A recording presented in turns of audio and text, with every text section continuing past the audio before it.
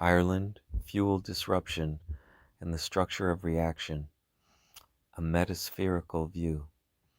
What is being described in Ireland appears as fuel shortages, blocked depots, disrupted transport routes, and the potential involvement of military force. Lorry drivers, farmers, and contractors are obstructing access to key locations such as the Whitegate refinery, while similar actions are affecting Galway and Limerick.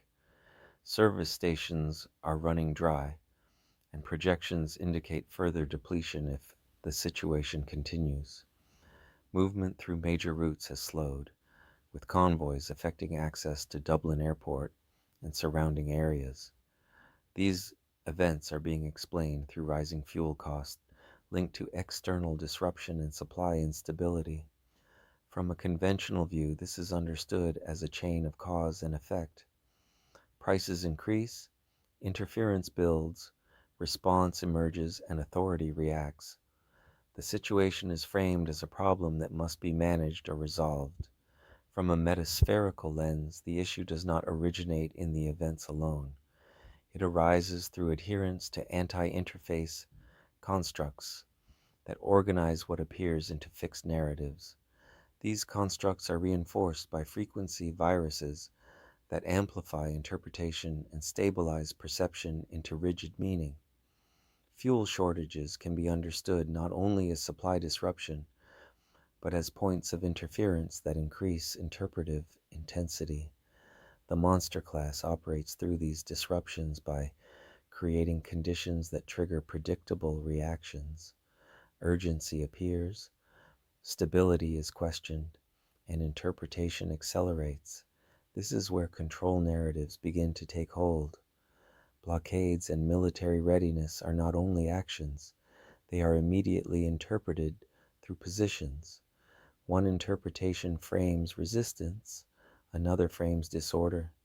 These interpretations are not neutral. They are shaped by frequency viruses that compress perception into polarity. The anti-self attaches to these narratives and forms a symbiotic relationship with them. The more the narrative is believed, the more it is reinforced. The more it is reinforced, the more real it appears. This loop sustains itself because the anti-self treats these constructs as reality and truth, even though they are optional layers of interpretation. In the sphere of solidity, context determines how appearance is organized. What appears is filtered through interpretive conditioning, and that conditioning is rarely questioned. The result is that constructed narratives are experienced as fixed reality. This is how the anti-interface maintains control. Control is not only enforced through systems, it is sustained through belief in the systems. Frequency viruses amplify emotional charge, reinforce division, and maintain engagement. The anti-self identifies with these patterns and continues to stabilize them through reaction. From a metaspherical perspective, the situation is not only disruption, it is the ongoing reinforcement of interpretive structures that maintain the appearance of conflict. The solution for Irish essences is not found in opposing narratives or attempting to correct them. Surrender is the cessation of adherence to anti-interface constructs. It is the release of the need to define, defend, or oppose what is appearing. Allow is the absence of resistance that sustains interpretive intensity. When resistance is not reinforced, the amplification of frequency viruses reduces. Be is what remains when identification with the anti-self is no longer maintained.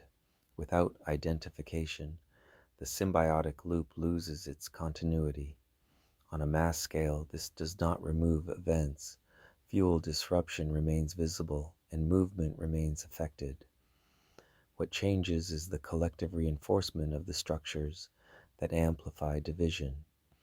When belief in frequency viruses and anti-interface systems is no longer sustained, the control mechanism weakens.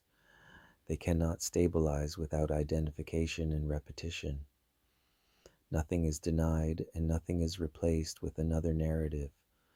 What becomes clear is that the intensity of the situation is sustained through adherence to interpretive constructs rather than the events themselves.